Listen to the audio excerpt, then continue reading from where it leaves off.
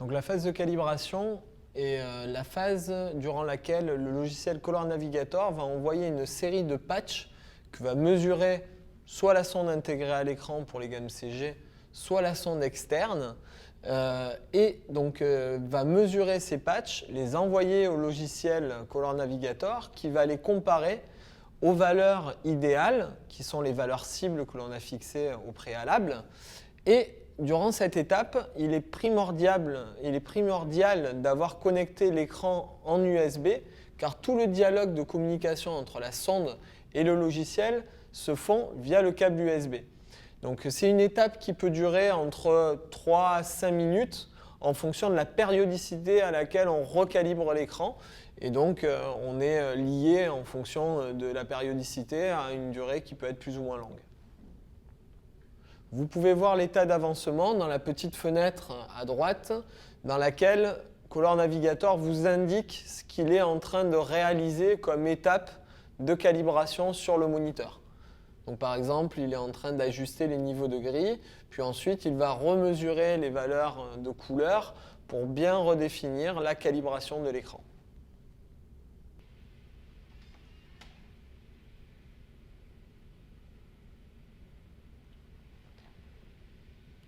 Une fois cette étape de calibration finie, le logiciel Color Navigator va vous afficher une fenêtre dans laquelle il va vous montrer donc, les valeurs cibles et les valeurs résultantes.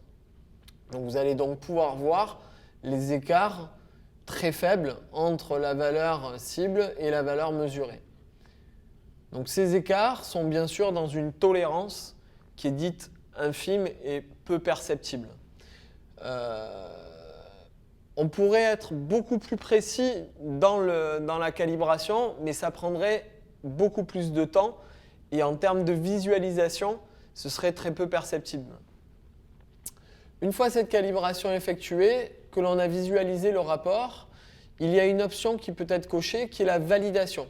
Donc la validation n'est pas une étape de calibration, c'est une étape de contrôle dans laquelle on va pouvoir venir visualiser des patchs complémentaires qui vont être comparés à des valeurs cibles et nous montrer, nous prouver que notre calibration est bien d'adéquation avec des standards.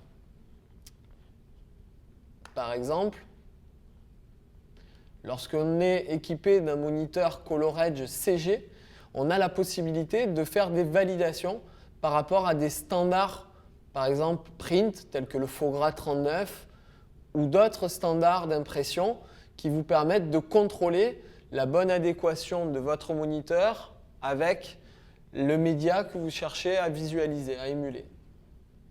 Une autre étape possible via le logiciel Color Navigator est de créer sa propre valeur cible.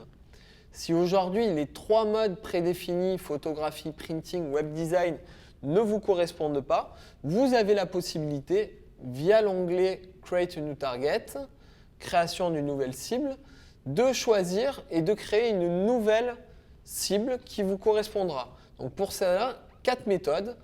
Une méthode manuelle dans laquelle vous allez fixer vos contraintes, une méthode mesurée, c'est-à-dire si vous êtes équipé d'un spectrophotocolorimétre, vous allez pouvoir venir récupérer les valeurs du blanc papier dans votre environnement de table de lumière afin que Color Navigator puisse prendre ces valeurs comme valeurs cibles. Ensuite, vous avez également la possibilité de charger un profil. Ça peut être l'exemple d'un client qui a un profil de calibration qui vous envoie ce profil ICC. Vous allez pouvoir l'importer et l'utiliser comme valeur cible.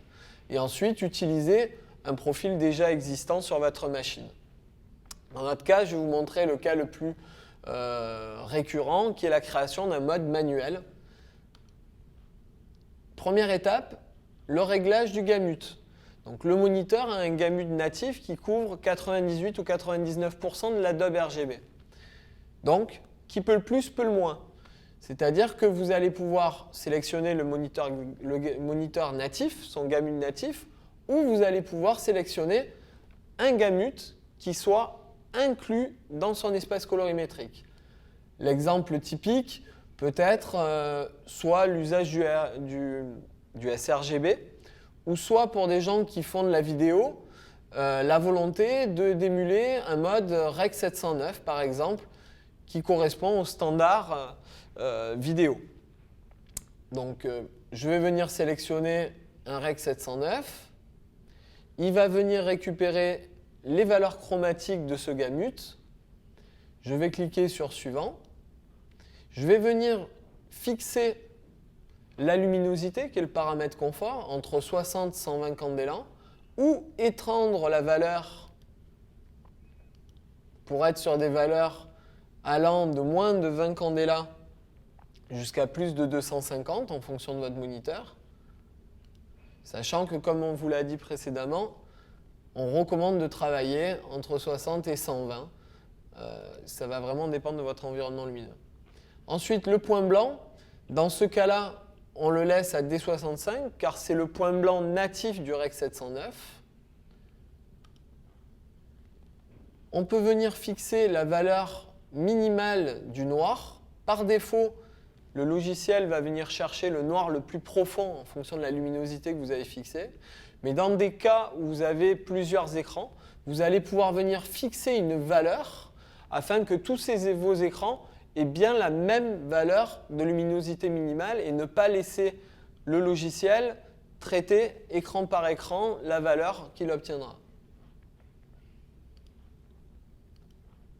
Ensuite, vous viendrez régler le gamma, qui par défaut est à 2,2 et c'est celui qu'on recommande, sachant que vous pouvez également changer ce gamma, par exemple pour un L-star, ou une valeur différente en fonction du média d'émulation que vous recherchez.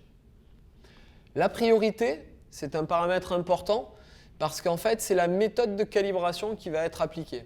Si vous sélectionnez le Gray Balance, le logiciel va venir chercher à casser le contraste de l'écran et à chercher le maximum de niveaux dans les niveaux de gris. C'est un mode qui va bien correspondre à des gens qui sont dans le print, qui vont chercher à émuler un environnement qui se rapproche de la sortie papier. Le mode standard est le mode le plus utilisé. Il permet de répondre à un usage plutôt photo où on va essayer de correspondre à une valeur de contraste intermédiaire qui va permettre à l'écran d'être suffisamment contrasté, ni trop ni pas assez. Ensuite, le mode contraste est plutôt orienté pour des personnes qui vont faire de la post-production sur leur écran et on va venir chercher le contraste maximum au niveau de l'écran. Une fois la sélection faite, vous cliquez sur Suivant. Il va vous générer un profil avec la luminosité, la température, le gamma et l'émulation. Ce mode peut être également renommé. Une fois que vous avez fait cette étape-là, vous cliquez sur Finish. La sonde automatiquement est détectée sur les modèles CG. Sur les modèles CX et CS, vous avez votre sonde externe qui sera détectée si vous l'avez bien connectée. Vous cliquez sur Suivant et le procédé de calibration est exactement le même que tout à l'heure sur les modes prédéfinis.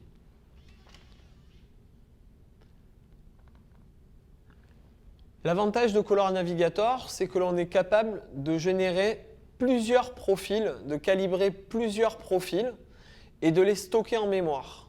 On a la possibilité de stocker jusqu'à 25, voire même 30 profils au niveau du moniteur et de switcher, une fois qu'ils sont calibrés, de l'un à l'autre pour voir les différences. C'est une étape qui est importante parce que ça va vous permettre de choisir le profil qui vous correspond le mieux. Il y a des valeurs théoriques. Dans la pratique, on a besoin de visualiser, de comparer et d'ajuster.